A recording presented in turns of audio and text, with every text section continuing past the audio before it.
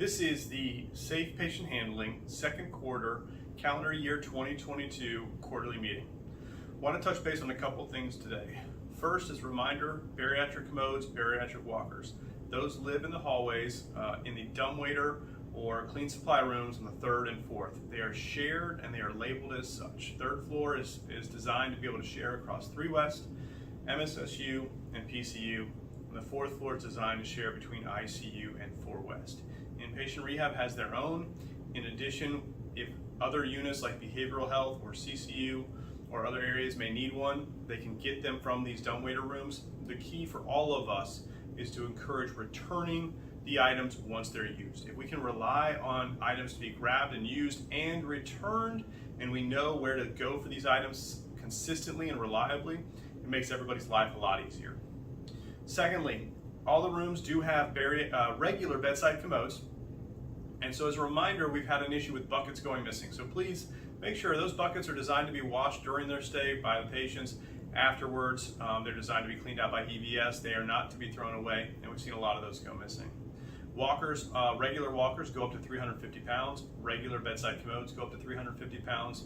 We have various levels of bariatric walkers that go anywhere from 500 to 700 pounds. And for our bariatric commodes, they go around 600 to 1,000, and they are marked as such.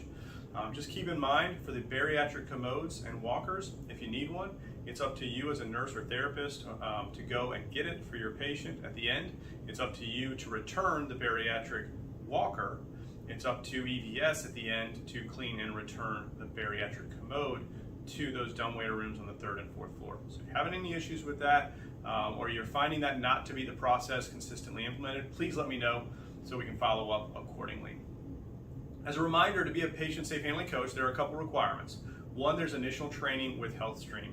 2, just like anybody else in the hospital, you're going to go through initial onboarding with Donna Phillips in nursing education, and then you've got your annual mandatory madness. But for these meetings, we require on a quarterly basis observation tools, 1 per each coach, right? And then also the equipment check, 1 per each coach. Both of those are due every quarter, right? And we're getting ready to transition from 2nd quarter to 3rd quarter. So those will be due July 15th. Since this meeting's happened a little late in terms of a virtual format, we're going to extend the deadline to July 15th. And then we've got July, August, September for 3rd quarter of calendar year 2022. Now in 3rd quarter calendar year 2022, we're going to have the equipment check, we're going to have the observation tool, and we're going to add the annual survey. The first 2, the equipment check and the observation tool, they take about 10 minutes, and we can use them when a patient actually falls, when we have to transfer. Our day-to-day functions, that's the best way to do it, will take minimal time. The annual survey probably takes closer to 30 minutes to an hour, so please allocate accordingly. You have 3 months to get that done, and if you have any questions, please let me know. All of these things are in the patient safe handling equipment folder on the Z drive. If you can't access it, please let me know, as I have put in an IS ticket request to make it more accessible. All right, so a couple things that I also wanted to talk about today. The Falls Committee fell away for a little bit. It is being reinvigorated, but if you're a patient safe handling coach and you're watching this video, you are a champion of movement. I would encourage you to really take that to heart. Mobility impacts injury rate of patients and of team members, right? And we want people here working, and we want our patients to have great care and a good experience. Really important there too. When we move people, they generally have a better experience. It's going to help out with HCAHPS and other aspects of our quality indicators, and that's really important for the hospital, of course. Quality care is something that we all strive for. It's important from that reason as well. It also impacts pressure injury risk. It impacts fall risk. It impacts readmission risk. It impacts aspiration pneumonia risk. The list goes on and on. It can help reduce the amount of days that we're using a Foley catheter, which then can subsequently reduce CAUTI rates, and the list goes on and on from that perspective as well. So please keep that in mind. Mobility is part of normal duties for both nurses, CNAs, and therapy team members. And so we all need to work together to help promote mobility for our patients. It's really critical to do that. We would not withhold medication. We wouldn't withhold procedures from patients, right? Mobility cannot be withheld either. It is a part of human caring, that is a part of the scope of practice for nurses, for therapy team members, for CNAs, and for patient safe handling coaches. So if you have any questions, please let me know. But I recently attended a Johns Hopkins mobility conference led by the nurses there in conjunction with the physicians and therapy care team members. And really that was the big takeaway. We would not withhold medications from patients. Why would we withhold mobility? And it really stuck with me. Now, as part of mobility, we have to do it smartly, we have to do it safely. We don't want people getting injured. So one, if there's equipment out there, use it. We've got all sorts of different equipment: MaxiMoves, Steadies, Sarah Steadies, and tenors. Most of the equipment, if it has a sling, it is disposable. However, for the tenor, which is our heaviest lift, it goes up to 700 pounds. Those slings are not disposable, so please do not throw them away. They are expensive. If you need to buy more of them, you need to put in an order. If you need help putting in an order, I can help point you in the right direction. Just have to let me know. And then if you borrow the tenor, it generally lives in the ED. Get it back there, just like the bariatric commodes, just like the bariatric walkers. We've got to get in the habit of borrowing stuff. Great, we're a team. And then finish that up by getting it back to where it belongs. Really, really critical there.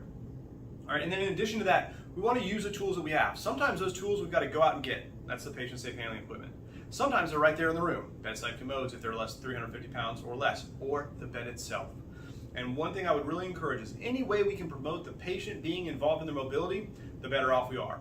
A Trendelenburg feature of the bed that tilts it, right, can really be helpful, assuming there are no contraindications or orders to leave the head of bed elevated. Using that Trendelenburg function may allow the patient to be able to push through their legs and slide up in bed without your assistance. It may allow the patient to be able to grab the rails and push through their legs and slide up in bed without your assistance.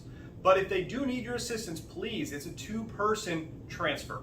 And when we transfer, it's important that we don't bend, lift, and twist at the same time, right? So we don't want to plant our feet where I'm at right now, get the patient, and then without moving our feet, all of a sudden extend ourselves out, outside of our center of gravity, outside our center of mass, without moving our feet, with a rounded back. This is where back injuries are more prone to happen.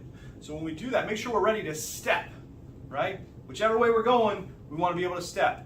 We want to make sure that we're having soft knees and a little bit of a bend in our hips. Squeeze those abs just a little bit and then step and transfer. Keep it close to center of mass.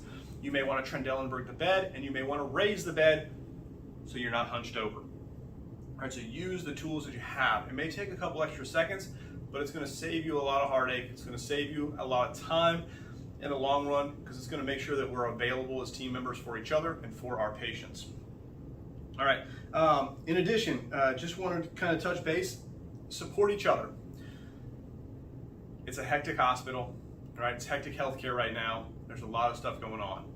We don't always have time to check our email and our calendars. I understand that that's a norm here.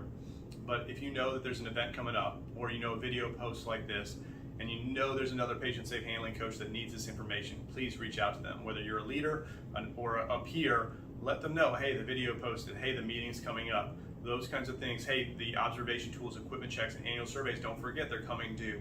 Those kinds of things are how we look after each other to make sure that we get things done, because this is an important part for the hospital to, one, make sure we have less people on restricted duty or out altogether. Two, make sure that we've got enough staff to care for our patients. Three, be able to afford at a reasonable rate our workers' compensation and insurance in general for the organization. So that's how these things impact it. In addition, the other thing that we talked about at our meeting was that for our fall kits, we've had them grouped at one times. We've had them separated. The consensus right now is that we like to keep them separated, so the socks are separate from the magnets, separate from the wristbands. So in case we need a larger pair of socks, we don't have to open up the whole kit and throw it out. In case we already have a magnet out there, we can leave it, those kinds of things. So we're going to keep with that unless we get feedback otherwise. Make sure if anybody leaves the organization and their coach, just let me know so I can update the list. And then if you need a bariatric wheelchair, Deneen was kind enough to be able to secure one on inpatient rehab. That's a really good one at less than $1,000, and that's something that your directors can approve unilaterally on their own. Obviously, they have to make a value proposition within their budgets for it, but it's underneath the $1,000 threshold to be able to purchase those items. So you can request it there, and again, Deneen can share, Linda from inpatient rehab, as well as her other duties in ICU and elsewhere, can share some of that information. Other than that, I think that's about it. We talked about, again, don't bend, lift, and twist at the same time. make sure you're ready to move a little bit. Get help or tools or both when you need them. Use the equipment that we have available. It's going to keep everybody happy and healthy. The fall kits are going to remain separated. Check to make sure our coaches list is appropriate. Don't throw away the tenor slings. They are the only ones that are not disposable.